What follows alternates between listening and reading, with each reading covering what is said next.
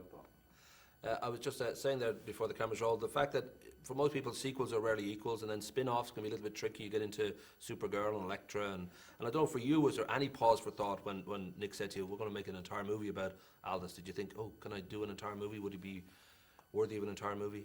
Yeah, no, I thought it'd be alright, because initially they were going to make it a different...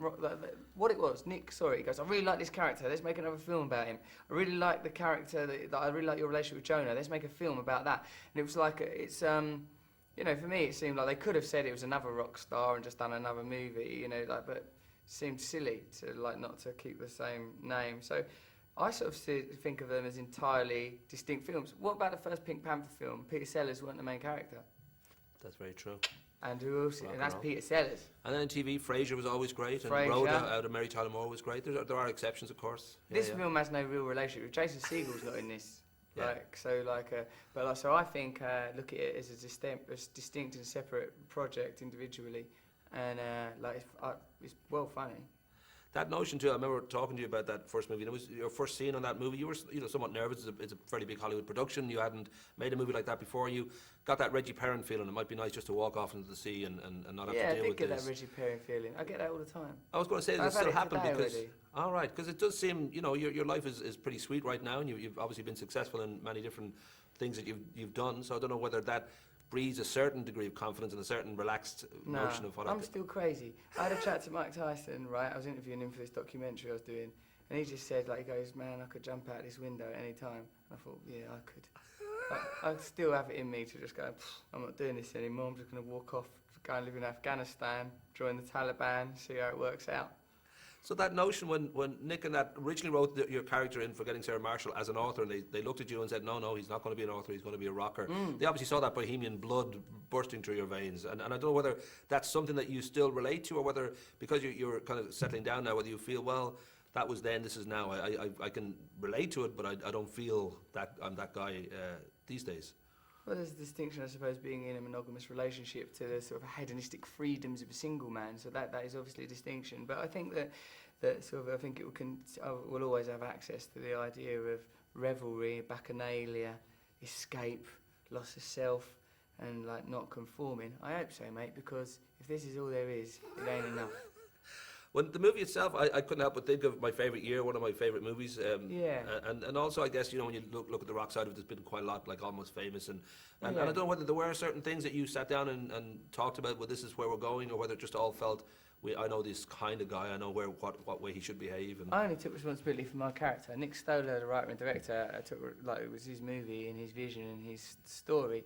I just thought, I'd played Aldous Snow before, but obviously in this there needed to be emotional depth. You had to see what he what his relationship with his parents. You had to see him with his mum, you see him with his dad, you see him with his kids, you see him with his girlfriend. So you see his spherical nature and his core. And in the other film, Sarah Marshall, he only had to be a bit of a twit. In this film, you had to see the darkness. The side of getting back, I've seen a lot in the UK media, a lot of chat shows and all that, and there was that great kind of almost Lady Di level of hysteria when yourself and Jonathan had the prank call. And I know, I certainly always feel when these things happen, it's so kind of hypocritical of the media to jump on. They love any little bit of smoke and they can make a big fire out of it. And I don't know if you feel still that, if you feel angry about the fact that it went so far in regard to BBC political correctness and good old media sort of jumping on what they felt was outrageous that you should...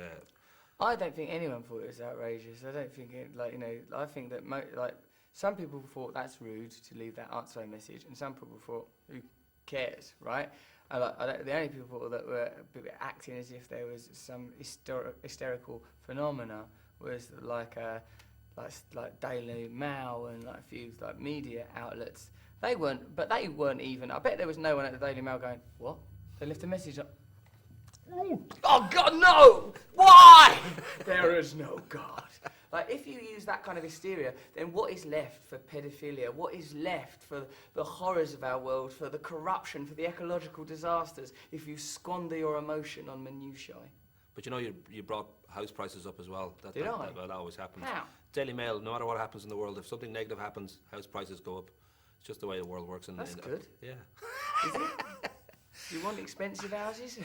Well, I spoke to you too back in April for the first movie, for Forgetting Sarah Marshall. It was funny. I was talking about the fact that here you are, this wonderful character, and all going well, you'll have that sort of Johnny Depp like later on, and maybe Keith Richards later on, and if it all goes pear shaped, you'll become Peter Stringfellow. And you kind of sweetly said that you were sort of ready to settle down, and that if you met the right man or woman, you were going to leave it at that. That was your limit at the time.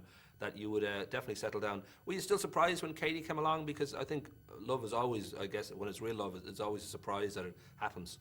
Yeah, it's like sort of, it's like a road accident. It's like, oh God, what's going to happen? You know, flashing lights, hysteria, upside down and sort of carved out through a mangled window.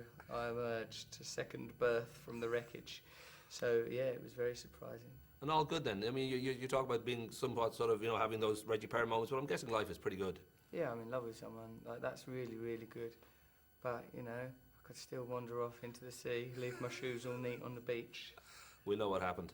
Rock and roll. Lovely to talk to you, man. Yeah. You know, mate. Sorry.